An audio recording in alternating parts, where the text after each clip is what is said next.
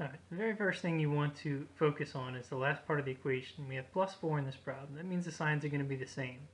Both signs are going to be whatever the first sign is. So look back at the first sign and I have minus 12x, so it's minus minus. Now I'm just working through the factors of 9. 1 and 9, 3 and 3. Factors of 4, 1 and 4, 2 and 2. We need factors of 9 and 4 that add to 12 because my signs are the same. I know that if I can get 6 and 6, that makes 12. Yeah, so I see 3 times 2 and 3 times 2, so negative 6x and negative 6x. Works out nicely. If I add those together, it gives me negative 12x.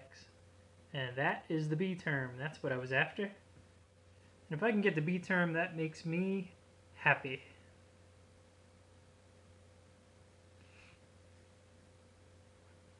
Alright, next one, we're going to focus again on the last part. So negative sign. Second sign is negative, so signs must be different. The nice thing about this method is that if my signs are going to be different, the first one goes first. So I'm going to take 4 times 10, 10 times 4, a times c to get 40. I need factors of 40 that subtract. Because my signs are different, I'm subtracting.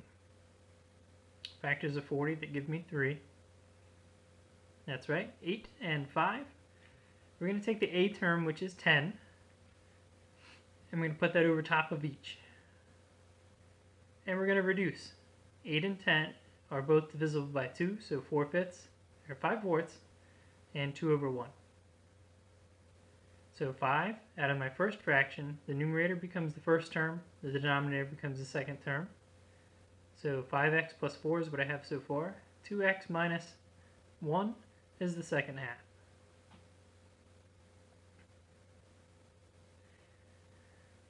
Alright, next example. We have a negative on the end. Signs must be different. First sign goes first, so plus and then minus. 8 times 3 is 24. Factors of 24, they give me 2. I want to be subtracting, so 6 and 4. 6 and 4 will work. We're going to put the a value, 8, over top of each, and reduce. So 4/3 for the first one, 2 over 1 again for the second one. So 4x plus 3. And 2x minus 1.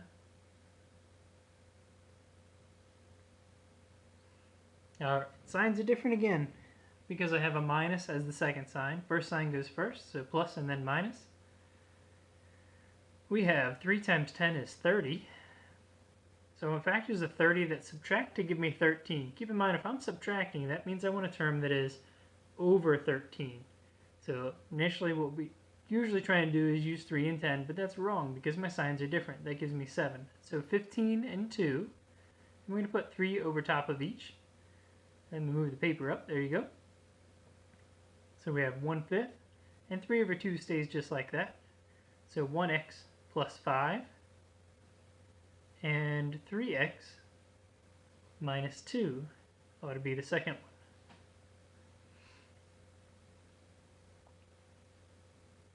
Again, every time I get it right, it makes me happy. Alright, same idea. 2 is prime, so this probably we could guess and check if we wanted. But just to reinforce, we have signs are going to be the same, and they're both going to be plus. So I got plus plus so far. And I know 2 times 6 is 12. The factors of 12 that add up, so add up to 7. 4 times 3, and don't forget I still have to put that a value over top. So 2 and 2, this becomes 1/2. So 1x plus 2, and 2x plus 3. 2x plus 3. All factored out. And as always, I could double check this way if I wanted. Here's 3x, here's 4x. We were trying to get 7, so we got it. Happy is as a happy does. Alright, so we're going to talk about our factoring techniques. For any number of terms, we want to look for the greatest common factor. So no matter what it is. So even if it looks pretty ugly, we're going to look for a greatest common factor. Here they all have a, and they all have b, and they all have at least a and b to the first power. Difference of 2 squares, there's sum of 2 cubes, difference of 2 cubes. And these are going to be some special formats, and we're going to talk about those in just a minute. if we have three terms, so this was all two terms, number of terms, right? 1, 2, 1, 2, 1, 2. If we have three terms, so this is our general stuff that we were doing, except for we don't really do it this way. We do the a times c method. In perfect square trinomials, that means if I have like x plus 5 and x plus 5, I still have to FOIL that out. Now we get three terms from that. Four or more, we're looking at grouping. So we're going to group the first clump and the second clump if we can. So here we have x and x, so we took x out, y and y, so we took y out. What's left in the parentheses, I have a plus b and a plus b, so I can put a plus b times x plus y. And again, we'll add some examples of this as we go. Alright, so let's see what we have. So first thing we have is it looks like a greatest common factor. So out of 3x and 48x, 3x can be in both. We also saw that. That's what we'd have if we divided. And what's left on our chart? Okay, so this was my GCF. What's left is 2. So does it fit into any of those other things? Is y squared a perfect square, and is 16 a perfect square? I think so. So that means we're going to deal with plus and minus. Y squared is y and y. And 16, the square root of 16 is 4 and 4. So it's a difference of two squares. So difference, and I had two perfect squares. So we're going to factor it out this way. Now we're blatantly going to tell you that this is a couple of cubes. Okay, in this case we're talking about the sum of two cubes. So we know that c cubed d cubed is the same thing as cd cubed. So this is my base number that I'm dealing with. And I also know that 27 is 3 to the third power. So those are my base numbers that I'm talking about.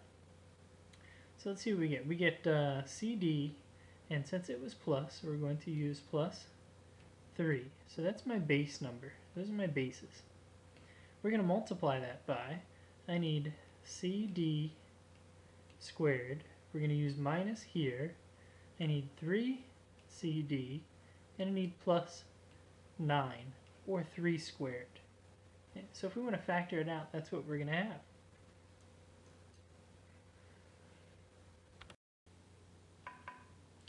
Alright, now this one is just going to knock your socks off. It looks like a pretty innocent problem. We have m to the 6th minus n to the 6th. Well, what we really have is a difference of two squares. Since we have an even number for the power, that means I can divide it right in half. M to the 3rd, m to the 3rd, that gives me m to the 6th. N to the 3rd, n to the 3rd, and my signs need to be subtracted. Now what we just did was a sum of cubes, and the other thing we can do is a difference of cubes. So if I want a sum of cubes, I'm going to take the base numbers, m and n. I'm going to keep it exactly the same. The next thing I should have is m squared. If this was plus, this one's going to be minus m times n, and plus n squared. Now we also have a difference of cubes, so that means I'm going to take my base numbers and subtract them, m minus n, and then I have to do my difference of cubes, so I need m squared. This one was minus, so my next one is plus. I need m times n, those are the base numbers, and plus n squared. So although it looks very simple in the beginning, our final answer is pretty large and complex, but it just follows that pattern. So we just have to do a couple to start to memorize that pattern, and then you'll have it.